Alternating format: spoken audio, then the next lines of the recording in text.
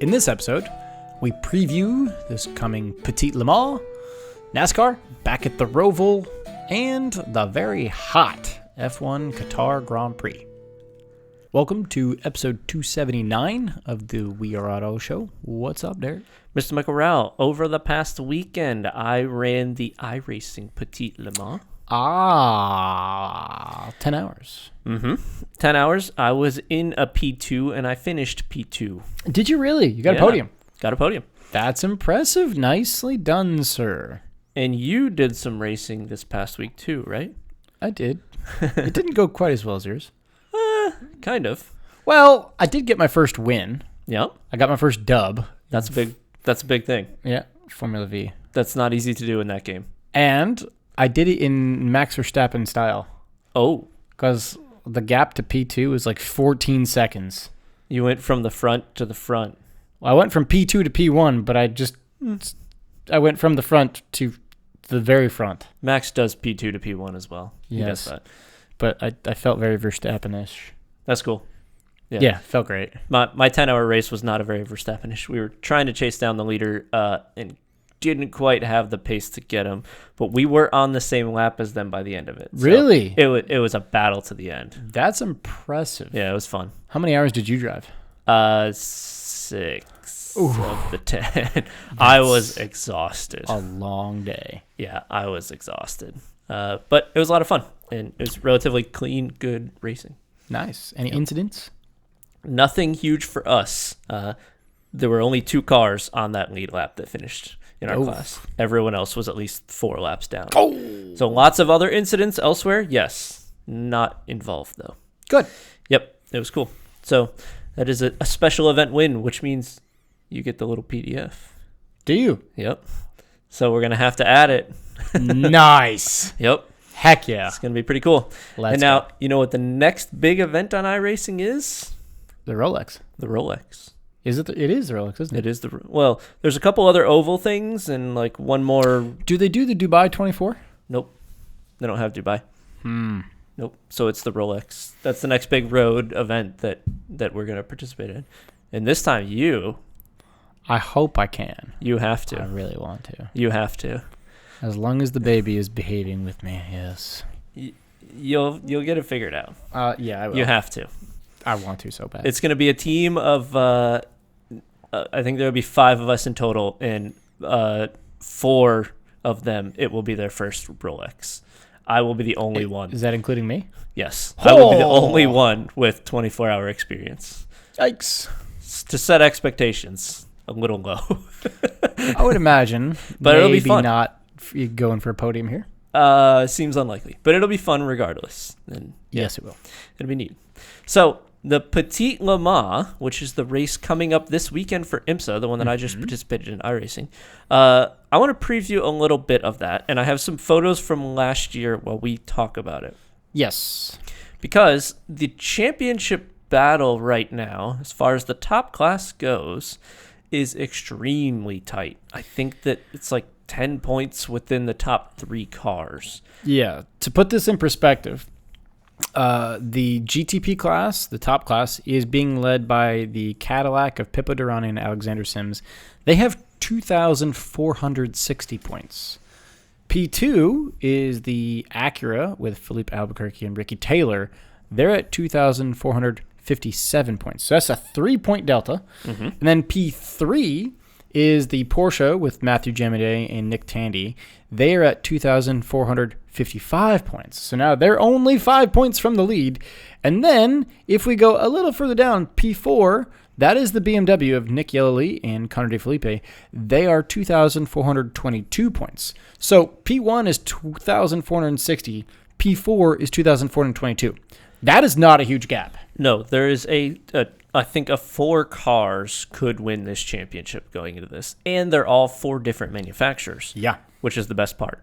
That's sick. Yeah. That is like what IMSA dreamed of going into this final race. 4 different manufacturers, all of the manufacturers present in the top class have a chance at winning the championship. Yeah. That's perfect for them. You really can't script that any better. Nope. So it's going to be electric. This track in general, from my experience, at least this past weekend, is chaos in traffic. It is very close, hard racing.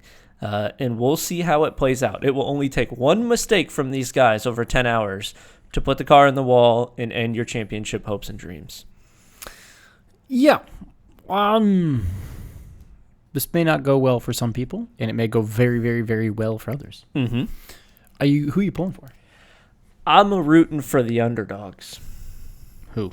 BMW. No, you're not. Yes, I am. You know Yes, they're I not am. going to win. I know. I've seen Acura win enough this year. I've seen Porsche is actually doing really well now. I think that they might have a pretty good chance of winning this. I think Porsche started to get some things figured out Indy. Yeah. At their past race at Indy, they looked good.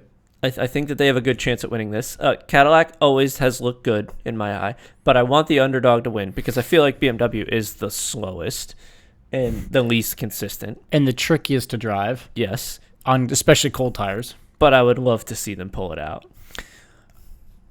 Okay. I'm not super confident with that. I'm not either. I'm hoping for a Porsche win, obviously, because I'm a Porsche fan, just in general. But realistically, I'd be happy if Porsche or Cadillac win it. And I think both can. Would you be upset if Acura won it? I wouldn't be as upset as I would if BMW won it. You don't want to root for the underdogs? I hate that car so much. Oh, it sounds terrible. So it looks kind of ugly. goofy. Yeah. Yes. I hate that car so much. But those guys at least put in the effort and they try, man. They try their butts off. Yes, until they usually spin it on lap 1. Yeah. It's tradition. It is the tradition. BMW GTP car. I don't have very high hopes here. I just don't. I'm sorry. Regardless, it's going to be a darn good race. Real quick little preview of your GT classes. So GTD Pro, the championship is lined up as such. P1 is the Lexus. They've been kind of the golden child for everyone all year. Yeah, they have 3,495 points. Meanwhile, P2 is the Corvette with Antonio Garcia and Jordan Taylor, which last season in a Corvette, Jordan Taylor. I know, very sad. Mm-hmm. They are 3,307 points. So, yeah. What's the delta there? Like 40 points or something? No, almost 200. Oh. So 3,495 points to 3,307. Oh. So almost 3,500 points to almost 3,300 points. Okay. So it's not particularly close, but if Lexus has big problems, yes, Corvette could win it. If Lexus has big problems and Corvette as well. doesn't, then it could go well for Corvette. Now in GTD, your Pro-Am, P1, that is a BMW leading. That is Brian Sutter's Madison Snow. They are 3,331 points. P2, again, this is not a very close race right now. P2 in the standings for GTD, you've got the Aston Martin, Roman DeAngelis, and Marco Sorensen. They're 2,926, so 3,300 to 2,900. That's a 300-point delta. Yeah, that's not happening. No. That's not happening. No. Okay. Well, GTP, going to be an absolute banger. Yeah, GTP is what you want to watch here. Yep. GTs, I like to watch them because they're GT cars, but realistically, GTPs are where you should be focusing your attention on this with how tight that championship is. Because realistically, the winner of this race is the winner of the season. Mm-hmm. That's what it will be. Yep. If you win the race, you win the championship, which is perfect. Really, really, really, really, really, really, really, really excited for Petit coming up this weekend. Make sure you tune in on Saturday. Yep. Saturday, IMSA Racing. Can't go wrong with that. So let's keep on talking about some racing. Let's move over to NASCAR, which was at the Charlotte Roval. And this was their final race for one of the playoff eliminate 4 drivers situation. Yes, okay. Watching the highlights of this race, it was a crash fest. That's what it was. It was NASCAR's on a road course. It was NASCAR at a road course in its prime. Where they all slide around a ton. They all spin it. They lose it. NASCAR throws preemptive cautions because they throw cautions like they're still at an oval. It's kind of dumb in my opinion. But if you want to watch Crash Fest, it's not bad. It was jolly exciting. It's not bad. If you want to watch NASCAR slide around a lot, it's good. There's a couple dudes get murdered. Mm-hmm. There's a couple good saves. If you're a traditional NASCAR enthusiast that wants to see some good, close, 3-wide oval racing, this ain't for you. No. This ain't it. Nope. Not if you want good, close, 3-wide oval racing. But if you want to watch Andy Lally, Mike Rockenfeller, all the road course ringers come in and try to wrestle these machines around a road course and not understand why they don't have GT downforce, yeah, that happened. Andy Lally. They don't have GT downforce. No, especially if you're talking for someone that was used to driving prototypes like Rockefeller. Yeah, it's far different. Rockefeller should be good in this car because he took it to Le Mans and got 24 hours worth of experience out of it. Ish. Yeah, speaking of which, there he is right there. Mm-hmm. But it's a tough car to drive. It's a tough car. So on iRacing, speaking of which, I did a couple laps. You and I both did at the Roval with the old Cadillac CTS VR GT-ish Trans Am-ish car. And that was a handful. These are way worse. I could only imagine what it'd be like in this thing. Yeah. Way, way worse. Yeah. Yeah. You can try some laps later on tonight, but they're a doozy. Yeah. So, who took down the win? Because if you got a win here and you were one of the playoff drivers that weren't in contention, you had a chance to stay in contention. That is correct. The win went to Mr. AJ Allmendinger. Yes. Yes. Now, I don't think that he is a playoff driver. He's not. So that means that no one took the playoff win, which means that we have here's the final standings, right? Yeah. Going into not quite the final standings. Well, going into the final 4. Right. So we had 4 eliminated. Who were the 4 that got eliminated? I think it'll show me here. Yeah. Ross Chastain, Bubba Wallace, Brad Keselowski, and Kyle Busch all got eliminated. Yes. Unfortunate for them, but that leaves us now with William Byron, Ryan Blaney, Denny Hamlin, Christopher Bell, yes, Chris Buescher, Tyler Reddick, Kyle Larson, and Martin Truex Jr. in contention still. And Marty Truex Jr. is up in the standings now. He's plus 15 from the cutoff. Because his win did help him a bunch there. Yeah. So that is cool. Truex is in the playoffs, isn't he? That's what I'm saying. Oh, Allmendinger won it. Sorry. Yeah, yes. Allmendinger's not. Right. That does leave some interesting situations coming up. I think that we have 4 races left. There will be 3 more. And then after Martinsville on October 30th, we'll have another cut. And then we'll have the final race, which is at Phoenix. So yes. It's coming down to the wire. 4 people left, or 8 people left. 4 going to be soon. Yeah. It's kind of weird how they do all that, but it is. It does set up for some interesting races at the end of the season. That is correct. It's not Formula One, which is what we're talking about next, because they were over at, where were they at? Qatar. That's right. Oil money. That's right. Yes. How many races have we had in the Middle East now? 4, 5? A bunch. Too many. Yep. Too many to count at this point. Qatar. They went to the hottest place on Earth, and they decided to race Formula One cars around at night. Yeah, literally the hottest place on Earth, which brings me to a good talking point, because a lot of the drivers were legitimately struggling with the heat. Yeah, Logan Sargent retired the car due to heat exhaustion, or heat stroke. To take that a level further, I believe Ocon was driving around with puke in his helmet. Oh, my goodness. Could you imagine that? No. From my understanding, several drivers, after the race ended, went straight to medical. Yep. And did you see some of the in-cars of George Russell, where he would go down the front straight and he'd just lift his hands up to try to get some air in? Yep. Saw that. Did That's you hot. see, who was it? One of the Aston Martins, Stroll, was having trouble keeping his head upright. He was going down the front straight, and his head was bouncing back and forth because he couldn't hold it. It's actually dangerous. It was gnarly. Properly dangerous, the conditions that they're driving in. It was gnarly. I don't know what the FIA is going to do about it. I don't know if they're going to make changes next year or not. You know what they're going to do about it? They're going to say, I'll take some more oil money. Yeah. We'll race more in the beginning of the year. Probably. When it's not so hot, which would be ideal, but they already opened the year there, and that's going to be 5 races immediately in the Middle East.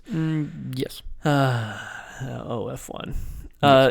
Other than that, the Mercedes debacle was another interesting talking point. Before you even get to that, this was a sprint race. There was a sprint race. You're right. And in the sprint race, there was just Checo things happening. I didn't even see the sprint race. I didn't watch it. I watched highlights. Checo crashed out two other drivers. He tangled. He kind of sandwiched two other dudes. Fantastic. What was it? Ocon or Gasly? Oh, Jesus. Sandwiched someone else. I can't even remember. Okay. Maybe even been Tsunoda. I honestly can't remember. But I just looked up. It's like, of course it's Checo. Of course it's Checo. But either way, Max Verstappen did not win the sprint race. He did not. McLaren did? Oscar Piastri, the rookie, won the sprint race, which means Oscar Piastri has got a win before Lando Norris does. Is it a win? Kind of. That they're touting it. I'm not going to call it a full win because it's not a full Grand Prix. No, it's not a full Grand Prix. It's that weird gray area that we've talked about many times of like, does this mean you've qualified first or does this mean you won a race? We don't know. Yeah. I don't know. But regardless, in the race, there was some shenanigans that went on early with the two Mercedes drivers. Yes. Mr. Lewis Hamilton and George Russell. Hashtag blessed. Yeah. Mr. Lewis Hamilton decided to go around the outside and not give George Russell any room. Well, no, Mr. Lewis Hamilton did not decide to go outside. That's the problem. He went inside. He went inside when there was two other cars inside. Yes. Meanwhile, he had like a mile of room on the outside to just drive around. He could have. Yeah. Yes.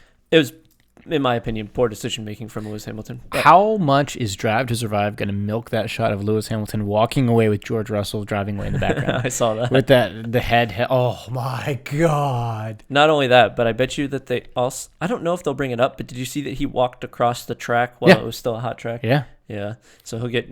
I think he got in financial trouble or something for that. I don't know. Because that matters to him at this point? No, it doesn't matter to him.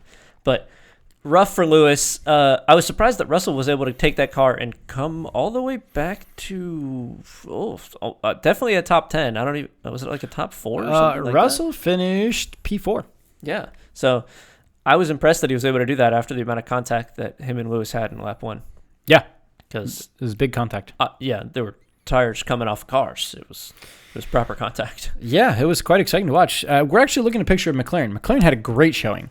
Not only did they win the sprint race, they also bagged the fastest ever pit stop. Yep. 1.8 seconds. That's crazy. Damn! Quite the turnaround this year for them. Yeah, I like to contrast McLaren now with McLaren race 1. Yeah, his first couple races. They're not even the same team. No. I mean, that first car they had looked horrible. Mm-hmm. I thought they would be finishing down with the Williamses and the AlphaTauris with them's. Nope. Not what they just did in this race. They went double podium. 2 races in a row. Yeah. They're killing it right now, which is good to see. I just wish it would have happened early in the season and they could have actually battled with Verstappen. But you know what? If they would have started the season out like this, they actually would have been relatively close to Verstappen right now, I think. Yeah. They are very rapidly approaching Aston Martin in constructor standings. Mm-hmm. Just put things in perspective. Aston, they now have 230 points. McLaren, 219. Oh, they'll pass them. And they're coming from a long way back. They'll pass them. I'm thinking if they keep going to this trajectory with Lance Stroll being Lance Stroll and McLaren being not the usual McLaren, they're within a shout of potentially catching Ferrari as well, 298. Because Carlos Sainz didn't start the race. Right. And Leclerc finished down in the running order. So McLaren's looking pretty good. McLaren's looking fantastic. I saw a stat or heard a stat somewhere that said, I believe that we're getting close to the point where Max Verstappen could have won the Constructors' Championship for Red Bull alone. Is he not already there? Well, they've clearly won it. But without Checo. Yes. I think is he not there yet? He could be. It's like, if he's not there, it's very close, which is just crazy to think about. They could have entered one car the whole season, and beat the entire rest of the field in the Constructors' Championship. That is crazy to think. And it would still be a dominant win, too. Yes. He dominated this race to a certain extent. The McLarens were coming for him at the end. I think the finishing time gap to second place was only like 5 seconds or something like that, which is good to see that McLaren may be able to take the fight to Red Bull, but it could also just have been Max turning the engine down and kind of coasting out front. And Yeah. They don't need to push, so they're not going to. Yeah, I think it's just bored. Yeah. So F1 is interesting to watch. Can McLaren make the comeback? Can they beat? I'd like to see them fighting for P3 in the Constructors. Right now, Yeah. Mercedes is realistically probably too far ahead for McLaren to catch them. I'd like to see them do it. I mean, if they keep having showings like Lewis and George colliding, they could do it. They could do it. If they do that every race, but realistically, they're within potential reality of. Oh, there's Mr. Sir Lewis Hamilton. But yeah, they're legitimately they could be P4 or P3. Yeah, that'd be neat. Now their next race isn't until the 22nd, and that is the U.S. Grand Prix at Coda. Yep. That'd be I exciting. think Vegas is coming up in a couple weeks as well. It's got to be. I will tell you. Give me Right. just a moment. Because once they're over here in the U.S., I don't think they go back to the Middle East before Vegas. Correct. It is Coda, Mexico, Brazil, Vegas, then Abu Dhabi to round out around Back to the Thanksgiving. Middle East, of course. Of course. Of course. Why wouldn't we? I mean, the U.S. does have 3 races, but jeez. All Why right. wouldn't we? Yeah. What kind of racing do we got coming up this weekend? Well, we got Petit. NASCAR playoffs are continuing. Where are they going? I don't remember. NASCAR's going to Las Vegas. Is that where it is next? Yeah, Las Vegas coming next. And let's see, F1 not happening until the weekend prior. I know there was an IGTC race, the Intercontinental GT Challenge race. That was the SRO? Indy 8-hour race, which I had that on very briefly. And my wife walked in. She's like, why is there no one watching this race in the stands? She's like, I don't see anyone there. Like, you have stumbled upon SRO. Yeah. Okay. But yeah, so we got Petites this weekend. There's NASCAR. No F1 this weekend. No WEC this weekend. Yeah, there you go. Okay. Petit it is. Yeah, Petites going to be exciting. Watch Looking Petit. forward to it. You got to watch Petit for sure. Yep. So that's all we got. We're going to wrap up episode 279. Thanks so much for watching and listening. If you're watching on YouTube, please subscribe to the channel, leave a thumbs up, and drop a comment. Let us know, what are you most excited for with Petit Le Mans this year? And if you're listening on audio only, send us those thoughts via social. Facebook is We Are Auto, Instagram is We Are Auto _, YouTube is We Are Auto, and our website is weareauto.io. So thanks again. Catch you guys in the next one. Peace.